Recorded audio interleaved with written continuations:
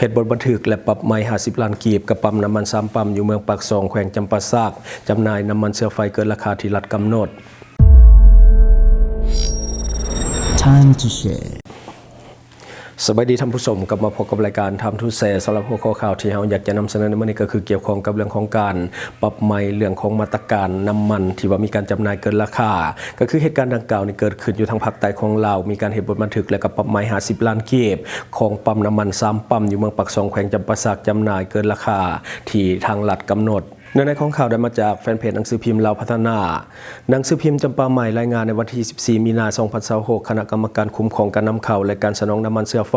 แผนกอุตสาหกรรมและการค้าของแขวงจำปาสักร่วมกับคณะกรรมการเกี่ยวข้องของเมืองนำโดยทานดลสวัสดิ์พิจิตรห้องหัวหน้าแขนงการทรัพย์สินทางปัญญาและมาตรฐานและการวัดแทกพร้อมด้วยแขนงการค้าภายในเจ้าหน้าที่กฎการค้าเจ้าหน้าที่ปกส.แขวงและก็พนักงานวิชาการที่เกี่ยวข้องของเมืองปากซองได้เคลื่อนไหวกฎการเรื่องของการจำหน่ายน้ำมันของปั๊มต่างๆอยู่เมืองปากซองโดยอิงตามดำรัสว่าด้วยธุรกิจน้ำมันเชื้อไฟเลขที่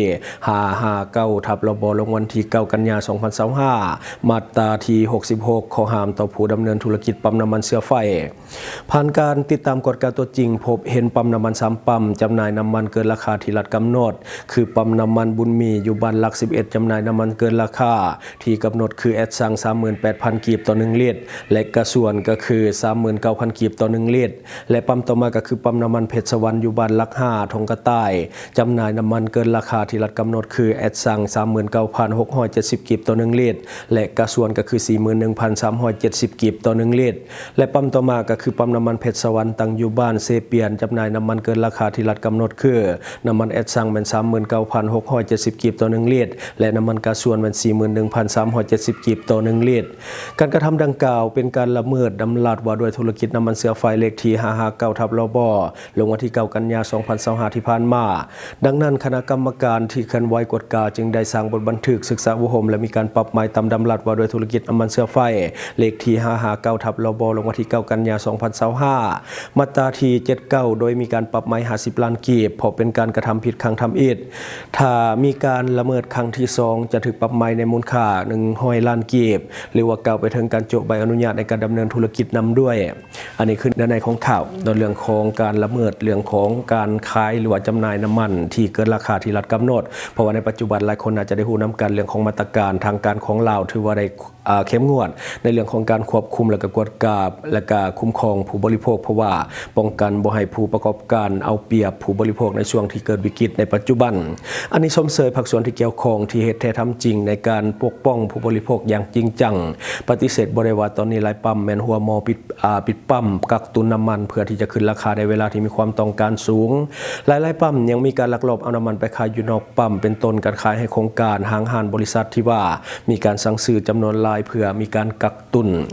อยากให้ทั่วประเทศเอาแบบอย่างเจ้าหน้าที่ของเมืองปากซองแขวงจำปาสักในการปฏิบัติมาตรการเข้มงวดกับผู้ประกอบการเพื่อให้เป็นแบบอย่างให้หลายๆปั๊มที่มีพฤติกรรมเอาเปรียบลูกค้าเพราะว่าในปัจจุบันหลายคนอาจจะได้รู้นำกันบางของเขตน้ำมันก็ขาดแคลนเนื่องจากว่าประชาชนแห่กันไปกักตุนการจำหน่ายน้ำมันหรือว่าการกระจายน้ำมันภายในอาจจะซักซ่าหรือว่าอาจจะเป็นที่ธุรกันดารการขนส่งอาจจะยุ่งยากเหตุให้น้ำมันขาดแคลนแต่ทางรัฐบาลก็มีการ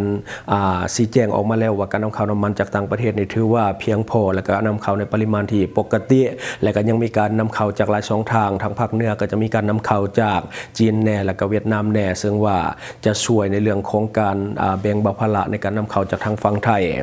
ประเด็นมาต่ออีกหนึ่งข่าวก็คือรัฐบาลและก็ภาคส่วนที่เกี่ยวข้องร่วมกันปรึกษาหารือการแก้ไขปัญหาเรื่องของสถานการณ์น้ำมันเชื้อไฟ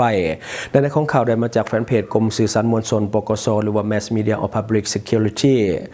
กองประชุมปรึกษาหารือแก้ไขปัญหาน้ำมันเชื้อไฟครั้งที่4ภายหลังที่ได้รับผลกระทบจากสภาพความบ่สงบในตะวันออกกลางเหตุให้ราคาน้ำมันเชื้อไฟเน่งติ่งเพิ่มขึ้นหลายและปริมาณการนำเข้าน้ำมันมีท่าเอียงที่จะลดลงได้จัดขึ้นในวันที่13 มีนาคม 2026ที่สำนักงานนายกรัฐมนตรี ภายใต้การเป็นประธานของฐานสนชัยศรีพันดอนนายกรัฐมนตรีมีฐานรองนายกรัฐมนตรีผู้สีนำเวียงงานของเขตเศรษฐกิจและการพัวพันการร่วมมือกับต่างประเทศบรรดารัฐมนตรีรองรัฐมนตรีกระทรวงองค์การผู้ตั้งหน้าองค์การจากจัดตั้งภาครัฐและก็องค์การจัดตั้งมหาชนและก็ภาคธุรกิจที่เกี่ยวข้องเข้าร่วมในกองประชุมได้ปรึกษาหารือเกี่ยวกับสภาพการสนองน้ำมันราคาน้ำมันติดพันกับราคาสินค้าค่าบริการและมาตรการแก้ไขหางนโยบายและก็มาตรการคุ้มครองการนำเข้าการแจกจ่ายและราคาน้ำมันโดยได้ลงลึกพิจารณาต่อบางปัญหาสำคัญเป็นต้นกลไกนโยบายต่อการนำเข้าน้ำมันเชื้อไฟที่ว่องไวและจากหลายแหล่งกลไกการติดตามกฎกาการคุ้มครองคลังแห่น้ำมันและการแจกจ่ายบริการสังคมที่หัดกุมชัดเจนและก็มีประสิทธิผลสูงการคุ้มครองบริหารน้ำมันภายในประเทศรับประกันให้มีน้ำมันใช้ต่อเนื่องทั่วถึงนโยบายทางเลือกเพื่อทดแทนการนำใช้น้ำมันเชื้อไฟก็คือการส่งเสริมการนำใช้รถไฟฟ้าการขยายตานางการให้บริการรถไฟฟ้าโดยสารสาธารณะในตัวเมืองหรือว่าเขตชุมชนการเพิ่มทวีเอาใจใส่ต่อเวียงงานโฆษณาเผยแพร่และปลุกระดมสังคมให้ผู้เข้าใจและก็มีสติต่อชาติการกำหนดนโยบายลดผ่อนผลกระทบต่อสังคมและการปฏิบัติแผนพัฒนาต่างๆการค้นคว้าประกอบบุคลากรเข้าในคณะเฉพาะกิจในการแก้ไขปัญหาเรื่องน้ำมันเชื้อไฟมาตรการต่างๆในการรับมือในแต่ละระยะบ่ว่าจะเป็นระยะสั้นหรือว่าระยะยาวรวมทั้งการเป็นเจ้าการมอบหมายความรับผิดชอบเรื่องงานต่างๆให้บรรดากระทรวงองค์การที่เกี่ยวข้องและองค์การปกครองท้องถิ่นซึ่งรายละเอียดของมาตรการบางด้านรัฐบาลจะได้ค้นคว้าออกเป็นนิติกรรมเฉพาะเพื่อให้บรรดากระทรวงองค์การท้องถิ่นและภาคส่วนที่เกี่ยวข้องนำไปจัดตั้งปฏิบัติโดยไวอันนี้ก็คือเรื่องของการประชุมกันของทางการเพื่อรับมือกับมาตรการของน้ำมันในปัจจุบันซึ่งว่ามีความบ่แน่นอนสูงเนื่องจากว่าปัญหาความบ่สงบที่ว่าเกิดขึ้นในตะวันออกกลางโดยเฉพาะปัญหาเรื่องของอิหร่านกับสหรัฐอเมริกาที่กำลังเป็นสงครามกันในปัจจุบันรวมทั้งสงครามฮอร์มุซที่กำลังเกิดปัญหาและก็เป็นประเด็นที่ให้เป็นข่าวไปทั่วโลกในปัจจุบันนอกจากคือมันส่งผลให้ราคาน้ำมันทั่วโลกในเพิ่มขึ้นอย่างหลีกเลี่ยงบ่ได้และผลกระทบโดยเฉพาะประเทศที่ต้องพึ่งพาการนำเข้าของประเทศอื่นก็คือประเทศลาวของเฮาพึ่งพาการนำเข้าของไทยของเวียดของจีนฉะนั้นราคาน้ำมันในบ้านเฮายิ่งจะสูงกว่าประเทศอื่นๆคือเฮาจะพาไปเบิ่งว่าในประเทศใดในปัจจุบันเป็นประเทศที่มีคลังสำรองเรื่องของน้ำมันที่หลายที่สุดในโลกประจำปี 2026ถ้าเว้าถึงประเทศที่มีคลังน้ำมันสำรองหรือว่า oil reserves หลายที่สุดในโลกก็คือข้อมูลอาจจะเฮ็ดให้หลายคนแปลกใจเพราะว่าอันดับ1บ่แม่นประเทศในตะวันออกกลางแต่อย่างใดบ่คือที่เฮาคิดเอาไว้เสมอไป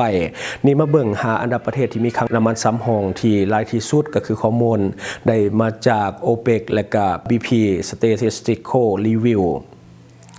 ประเทศที่1คือประเทศเวเนซุเอลาก็คือมีปริมาณน้ำมันสำรองอยู่ที่303,000 ล้านบาร์เรลมีน้ำมันดิบชนิดนักลายแมนมีปัญหาเรื่องของการเมืองและก็เทคโนโลยีในการขุดค้นประเทศที่2คือซาอุดิอาระเบียนอกก็คือปริมาณน้ำมันสำรองอยู่ที่267,000 ล้านบาร์เรลเป็นผู้นำด้านการผลิตและก็ต้นทุนการขุดค้นที่ถึกที่สุดในโลกและต่อมาก็จะเป็นประเทศอิหร่านปริมาณน้ำมันสำรองจะอยู่ที่208,000 ล้านบาร์เรลมีคลังสำรองก็คือมหาศาลแต่ถูกจำกัดด้วยมาตรการเรื่องของการคว่ำบาตรระหว่างประเทศและต่อมาก็คือประเทศที่4ประเทศแคนาดาก็คือปริมาณน้ำมันสำรองอยู่ที่163,000 ล้านบาร์เรลส่วนใหญ่อยู่ในรูปแบบของสายน้ำมันหรือว่า oil sands ในรัฐเอลเบอร์ตาและต่อมาก็จะเป็นประเทศที่5ประเทศอิรักปริมาณน้ำมันสำรองอยู่ที่145,000 ล้านบาร์เรลมีแหล่งน้ำมันที่ยังบ่ทันได้สำรวจอีกเป็นจำนวนหลายสำหรับประเทศอิรักอันนี้ก็คือ5ประเทศที่มีคลังน้ำมันสำรองที่ใหญ่และก็หลายที่สุดในโลกประจำปี 2026เป็นยังประเทศเวเนซุเอลาจึงอยู่ในอันดับที่1แต่บ่รวยคือกับซาอุดิอาระเบียถึงว่าเวเนซุเอลาจะมีน้ำมันหลายที่สุดในโลกแต่ว่าส่วนใหญ่เป็นน้ำมันดิบชนิดหนักหรือว่า extra heavy crude oil ซึ่งมีลักษณะคล้ายคือกับยางมะตอยก็คือการจะเอาขึ้นมาใส่แล้วก็เปลี่ยนให้เป็นน้ำมันที่ใส่ได้นั่นต้องใส่เทคโนโลยีขั้นสูงและก็ต้นทุนมหาศาลเมื่อเทียบกับซาอุดิอาระเบียที่น้ำมันมีคุณภาพดีและก็มีการดูดขึ้นมาใส่ได้ง่ายกว่าข้อควรระวัง oil reserve ก็คือคลังน้ำมันสำรองคือปริมาณน้ำมันที่ค้นพบแล้วและสามารถที่จะขุดค้นได้ด้วยเทคโนโลยีปัจจุบันสำหรับ oil production ก็คือการผลิตน้ำมันประเทศที่มีการผลิตน้ำมันขออภัยประเทศที่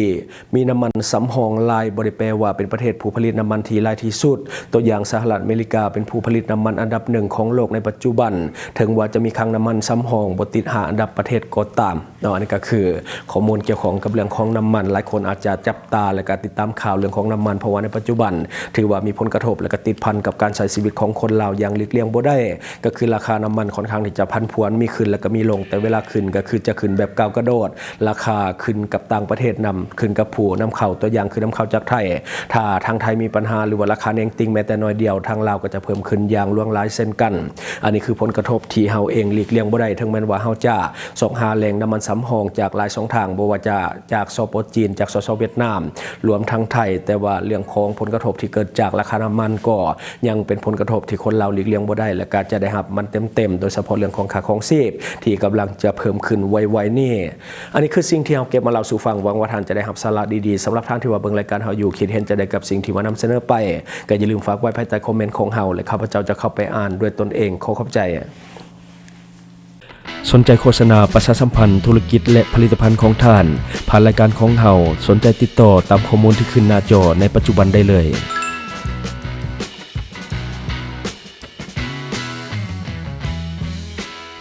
อยู่เมืองลาวใช้แต่เงินกีบลาวและส่งเสริมผลิตภัณฑ์ภายในเพื่อลดพรการนำเข้าสินค้าและแก้ปัญหาเงินตา Subscribe for more video.